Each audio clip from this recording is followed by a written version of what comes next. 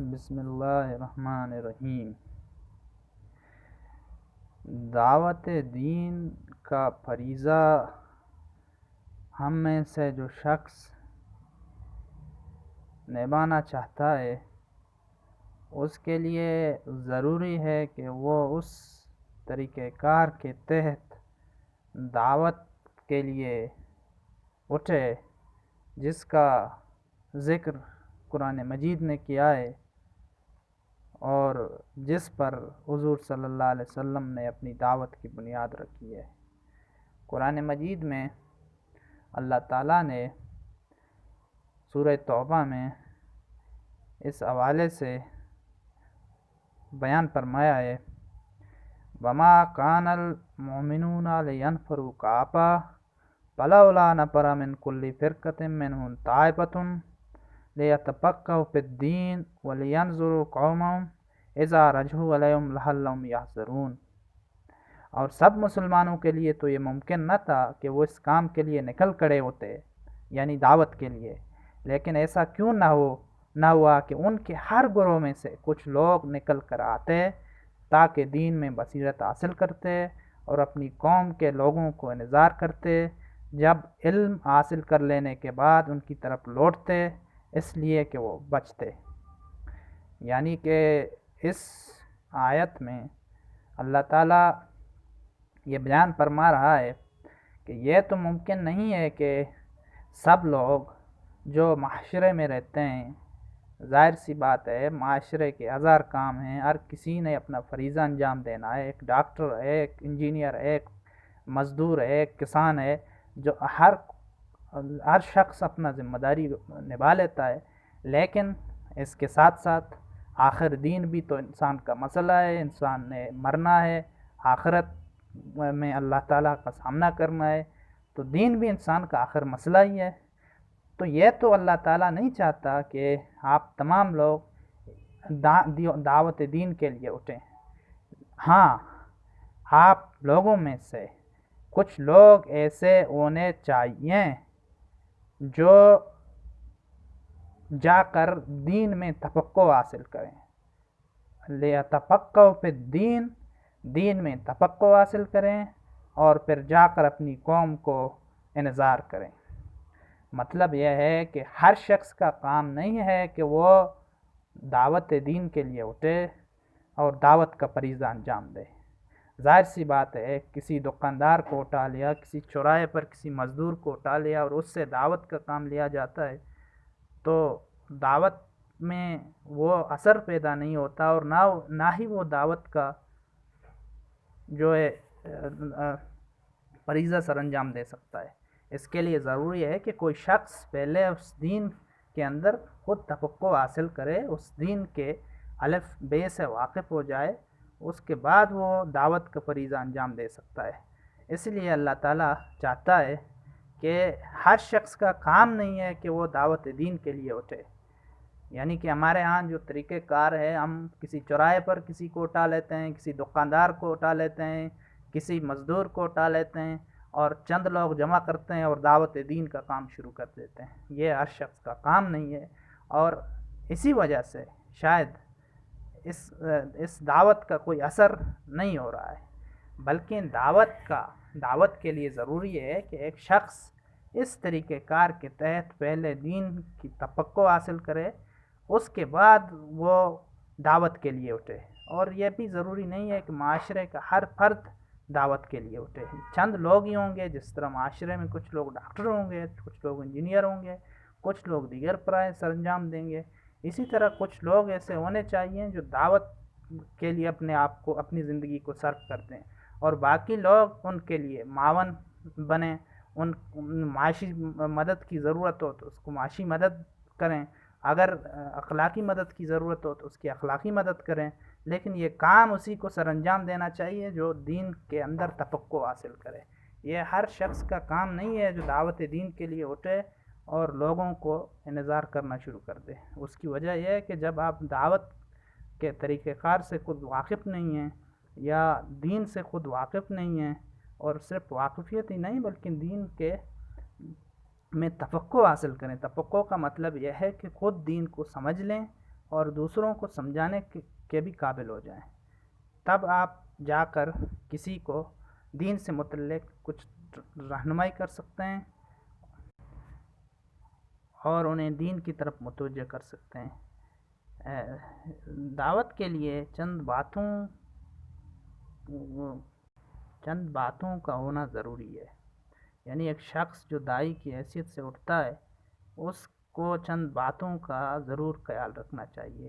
اس کو ہم دعوت کے طریقہ کار کے تحت بیان کر سکتے ہیں۔ پہلی چیز، جو شخص اٹھے گا وہ حق کے ساتھ اٹھے گا، یعنی کہ دعوت دین کا ہے، دین حق کا ہے، اور اس شخص کو حق کے ساتھ اٹھنا چاہیے۔ ایسا نہ ہو کہ وہ کچھ دنیاوی مفادات کی خاطر دین کو استعمال کرنا چاہے، یا کہ دین کے ان پہلوؤں کی طرف صرف لوگوں کو متوجہ کرے جس سے اس شخص کو کوئی فائدہ ہو سکتا ہے۔ دعوت خالص حق ہی پر مبنی ہونی چاہیے، یعنی کہ جو کچھ اللہ تعالیٰ کا دین ہے، جو کچھ قرآن مجید میں بیان فرمایا ہے، جو کچھ پیغمبر نے ہمیں بتایا ہے، اسی کے مطابق حق کا پیغمبر بن کر اٹھنا چاہیے۔ ایک داعی کے لیے یہ ضروری ہے۔ دوسری چیز جو ایک داعی کے لیے ضروری ہے وہ یہ ہے کہ اس کے قول و فعل میں کوئی تضاد موجود نہ ہو۔ مثلاً اگر کوئی شخص دین کی دعوت کے لیے اٹھا ہے اور وہ بیان کرتا ہے کہ بددیانتی ایک بری چیز ہے اور اسے معاشرے سے ختم ہونا چاہیے، لیکن جب آپ ان کی اپنی زندگی میں دیکھیں گے تو معاشرے کا سب سے بڑا بددیانت شخص نکلے گا، تو کیا اس کی بات کا لوگوں پر کوئی اثر ہوگا؟ ہرگز نہیں ہوگا۔ اس لیے جو شخص دعوت کے لیے اٹھے گا یہ ضروری ہے کہ وہ سب سے پہلے جس چیز کی دعوت دینا چاہتا ہے خود اپنے آپ کو اس کا پابند بنائے، اپنی قول سے پہلے اس فعل کو اپنی زندگی کا حصہ بنائے، اس کے بعد جب وہ دعوت کے لیے اٹھے گا تو اس کی دعوت کا کوئی اثر ہوگا۔ اسی طرح تیسری چیز جو ایک داعی میں ہونا چاہیے وہ یہ ہے کہ حق کے معاملے میں کوئی کوتاہی نہیں کرنا چاہیے۔ مطلب یہ ہے کہ جب آپ دعوت کے لیے اٹھیں گے، ظاہر سی بات ہے کہ اس وقت کتنے فرقے موجود ہیں اسلام کے اندر، ہم مختلف حصوں میں تقسیم ہیں، لیکن ظاہر سی بات ہے کہ کوئی ایک فرقہ یا کسی ایک مکتب فکر کے لوگ ہی حق پر نہیں ہیں، بلکہ بعض معاملات میں کسی مکتب فکر کے لوگ صحیح راستے پر ہیں اور بعض معاملات میں کسی دوسرے مکتب فکر کے لوگ صحیح راستے پر ہیں۔ تو جب دعوت کے لیے اٹھیں گے، کسی مکتب فکر، کسی شخصیت کو بنیاد بنا کر آپ دعوت و تبلیغ نہیں کریں گے، بلکہ ان عقائد کی دعوت دیں گے اور حق کے معاملے میں کوئی کوتاہی نہیں کریں گے جو قرآن مجید میں بیان ہوئی ہیں یا سنت میں بیان ہوئی ہیں۔ اسی طرح یہ چیز بھی ایک داعی کے اندر ہونا ضروری ہے کہ وہ دعوت کا مرکز کس چیز کو بنائے گا۔ مطلب اگر کوئی شخص دین کی دعوت کے لیے اٹھے گا تو کس چیز کو بنیاد بنائے گا؟ تو بنیاد قرآن مجید کو ہونا چاہیے، یعنی دعوت کا مرکز قرآن مجید ہے۔ قرآن مجید ہی کی روشنی میں دعوت کا مرکز قرآن مجید ہے، اور قرآن مجید ہی کا بنیاد بنا کر انہیں لوگوں کو دین کی طرف متوجہ کرنا چاہیے۔ یعنی یہ صرف بات کی حد تک نہیں کہ قرآن مجید آخری کتاب ہے، اللہ کا کلام ہے، ہمیں اسے پڑھ لینا چاہیے، اس کو حفظ کر لینا چاہیے۔ بات اس تک محدود نہیں ہے، بلکہ عملی صورت میں قرآن مجید کو اپنی زندگی کا حصہ محور بنانا چاہیے۔ اور جب دعوت کے لیے اٹھیں گے تو دعوت کا کیا طریقہ کار ہے، لوگوں کو کس طرح دین کی طرف متوجہ کریں گے، پیغمبر کا طریقہ کار کیا ہے، کسی چیز سے متعلق کوئی بات کرنی ہے اس کے بارے میں قرآن مجید نے کیا فرمایا ہے، ان سب چیزوں سے متعلق قرآن کو ہی مرکز ہونا چاہیے۔ یعنی کسی دوسری چیز کو، کسی حدیث کو کی کتاب کو مثال کے طور پر اس وقت ہماری دعوت کا جو مرکز اور محور ہے، جب ہم کسی جگہ دعوت دیتے ہیں تو سب سے پہلے ہم فضائل اعمال یا کوئی دوسری حدیث کی کتاب اٹھا لیتے ہیں اور اسی سے دعوت کا آغاز کرتے ہیں، اور یہی ہماری دعوت کا مرکز و محور ہے، اور یہ حقیقت ہے کہ اسی طرح ہے۔ تو ایسا نہیں ہونا چاہیے، بلکہ قرآن مجید کو دعوت کا مرکز بنانا چاہیے، اور ایک داعی کے لیے یہ ضروری ہے کہ وہ قرآن مجید کو اپنی دعوت کا مرکز بنائے۔ اس کے علاوہ یہ دعوت حکمت اور حسن کے ساتھ ہونا چاہیے، یعنی کہ آپ کسی شخص کے پاس جا رہے ہیں، کسی شخص کو کوئی حقیقت بتانا چاہتے ہیں، تو یہ بات آپ ان کے ساتھ حکمت اور حسن زن کے ساتھ پیش ہو کر ان کے ساتھ کریں گے۔ حکمت کے معنی یہ ہیں کہ آپ دیکھیں گے اس شخص کا پس منظر، دیکھیں گے وہ شخص یہ بات کیسے مان سکتا ہے، وہ شخص کس طرح میری طرف متوجہ ہو سکتا ہے، یہ بات میں نے کب ان سے کرنی ہے، یہ سب چیزیں دیکھ کر کسی سے کوئی بات کریں گے اور دین کی طرف اس کو متوجہ کریں گے۔ اسی طرح جب آپ کسی شخص کو دین کی طرف متوجہ کرنا چاہتے ہیں، آپ کی ذمہ داری یہ نہیں ہے کہ آپ جو کچھ آپ مانتے ہیں، آپ جانتے ہیں، آپ ان پر نافذ کر دیں، یعنی کہ آپ کی ذمہ داری یہ ہے کہ آپ بات پہنچا دیں، اور حسن ظن کے ساتھ، دلیل کے ساتھ، حکمت کے ساتھ بات پہنچا دیں۔ آپ کی ذمہ دار، نتیجے کے ذمہ دار آپ نہیں ہیں۔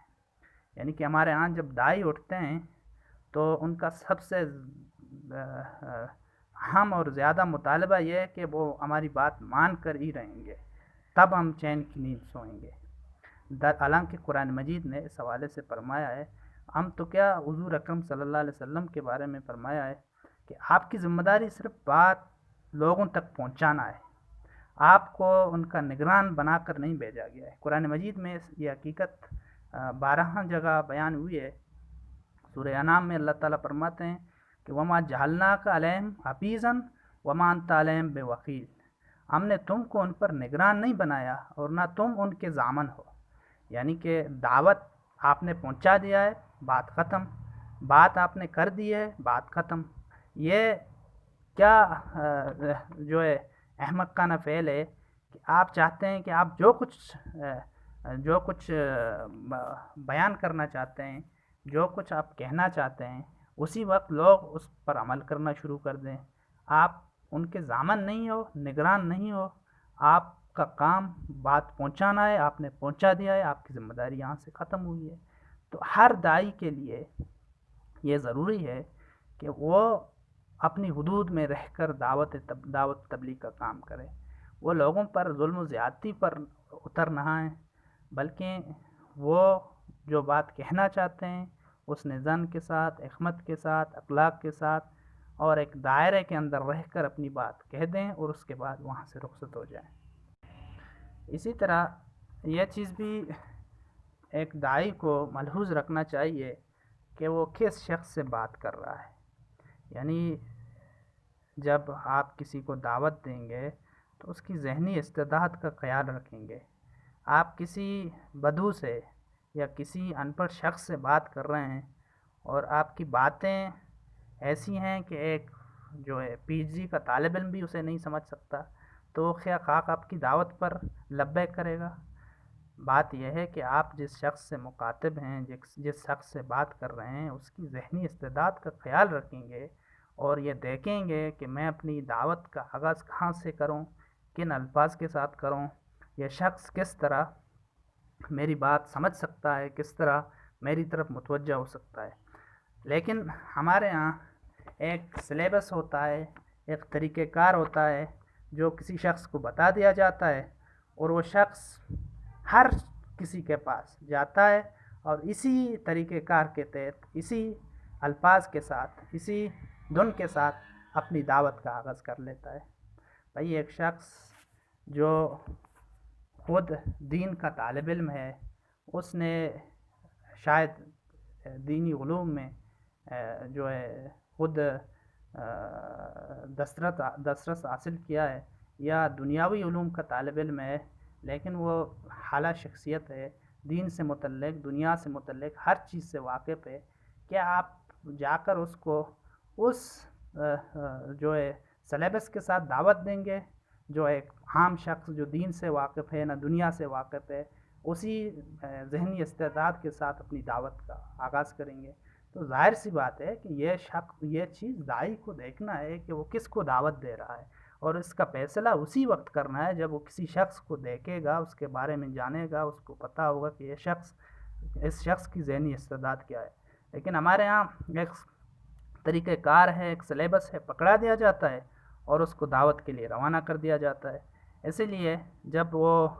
کسی شخص کے پاس اس طریقہ کار کے تحت اپنی دعوت کا آغاز کرے گا تو ظاہر سی بات ہے کہ وہ شخص ہرگز دعوت کو قبول نہیں کرے گا، بلکہ اس طرح وہ دین سے مزید دور ہو جائے گا۔ اسی طرح آپ جب دعوت کا آغاز کریں گے تو ظاہر سی بات ہے کہ آپ کسی شخص کی نفسیات کا لحاظ رکھیں گے۔ جو شخص جس نفسیات کا مالک ہے، آپ اس نفسیات کو دیکھ کر اپنی دعوت کو پیش کریں گے۔ اگر نفسیات کا خیال نہیں رکھیں گے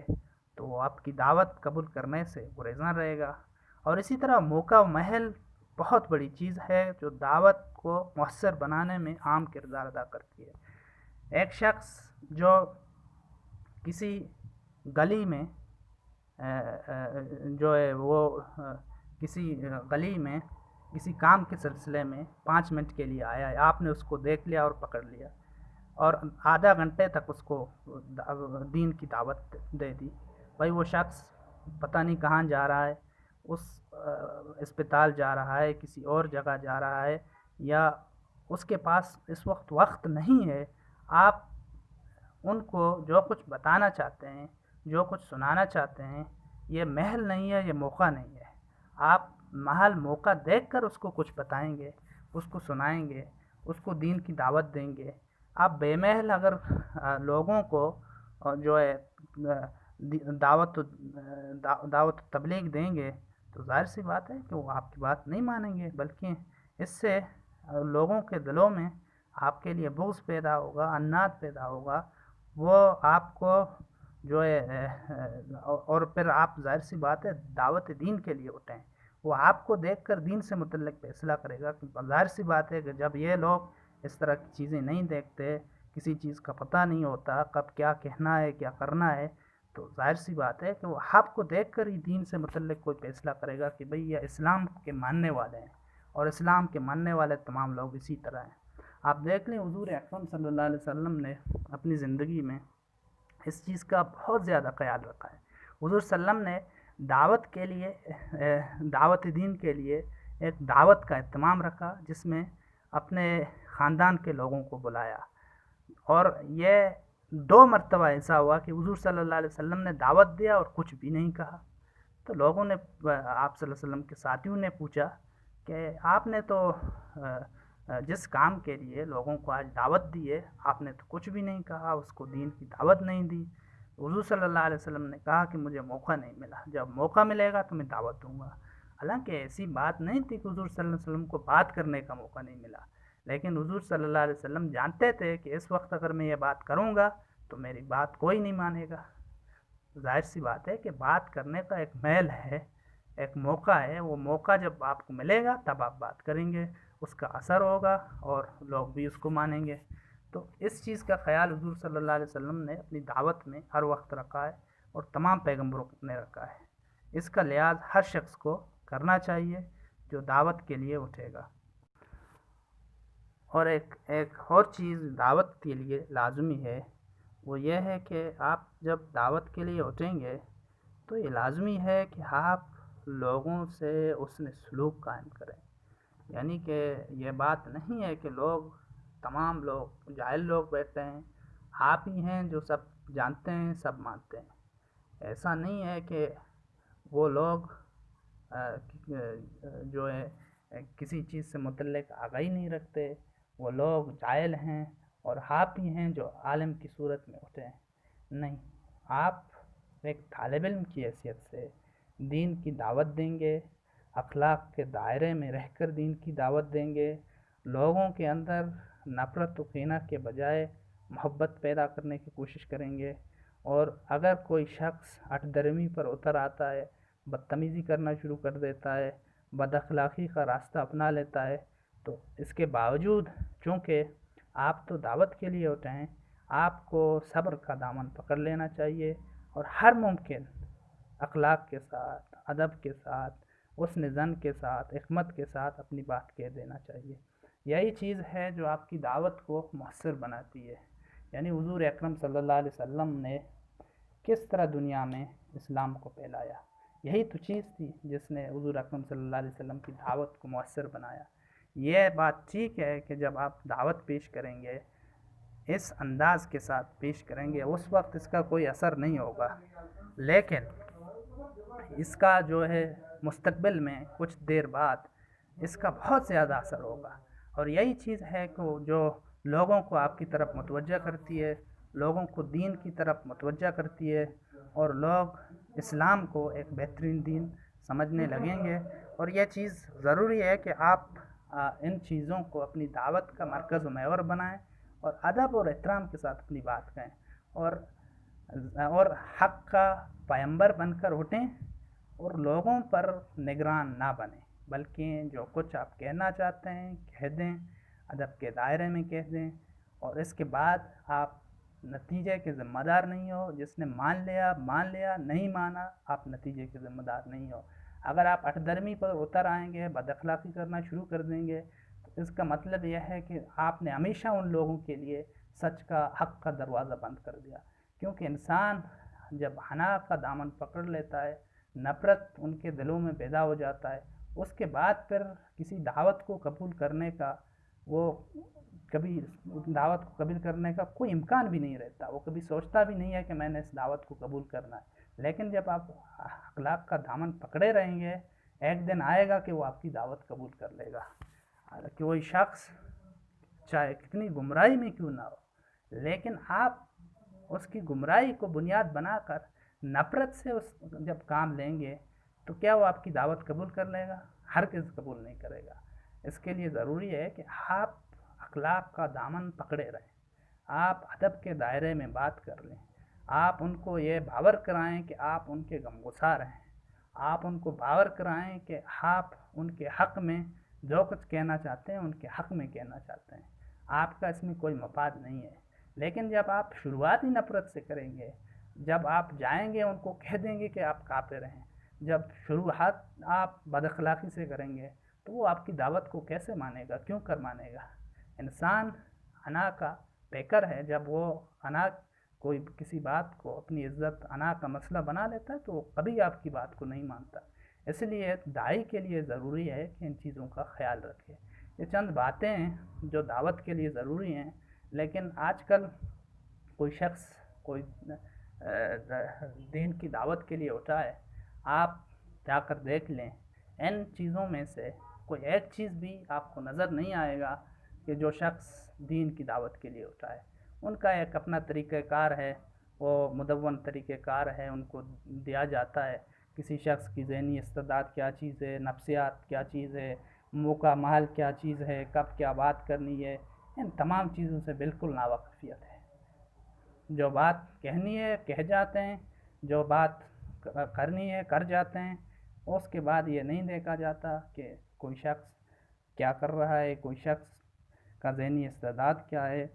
کب یہ بات میں نے ان سے کرنی ہے، ان تمام چیزوں سے بالکل ناواقف ہوتے ہیں۔ اسی لیے ہم دیکھتے ہیں کہ دعوت کا کوئی اثر نہیں ہے۔ لیکن اگر اس طریقہ کار کے تحت جب حضور اکرم صلی اللہ علیہ وسلم نے دعوت دی تھی، جب ابراہیم علیہ السلام نے لوگوں کو متوجہ کر دیا تھا، ہم نے دیکھا کہ دنیا کیسے متوجہ ہوا، ہم نے دیکھا کہ اسلام دنیا کے کونے کونے میں پھیل گیا۔ ہمیں بھی وہی طریقہ کار اپنانا چاہیے جو حضور اکرم صلی اللہ علیہ وسلم نے اپنایا تھا۔ معاذ یہ کہنے سے کہ ہم حضور اکرم صلی اللہ علیہ وسلم کو آخری اتھارٹی مانتے ہیں، ان کی ہر بات مانتے ہیں، معاذ منہ سے کہنے سے ہم دین کی خدمت نہیں کر سکتے۔ ہمیں عملی صورت میں ان باتوں کا پابند رہنا چاہیے جو حضور صلی اللہ علیہ وسلم نے ہمیں پابند بنایا تھا، اور یہی طریقہ کار ہے دعوت سے متعلق جو حضور صلی اللہ علیہ وسلم نے ہمیں بتایا تھا، اور خود ساری زندگی ان باتوں پر عمل کیا، اور اسی کے تحت اپنی دعوت کا آغاز کیا، انتہا بھی اسی سے کیا، ابتدا انتہا دونوں دعوت کا یہی تھا، اور ہمیں اسی طریقہ کار کے تحت اپنی دعوت کا جو ہے آغاز بھی کرنا چاہیے، اور اسی طریقہ کار کے تحت دعوت کو آگے بڑھانا چاہیے۔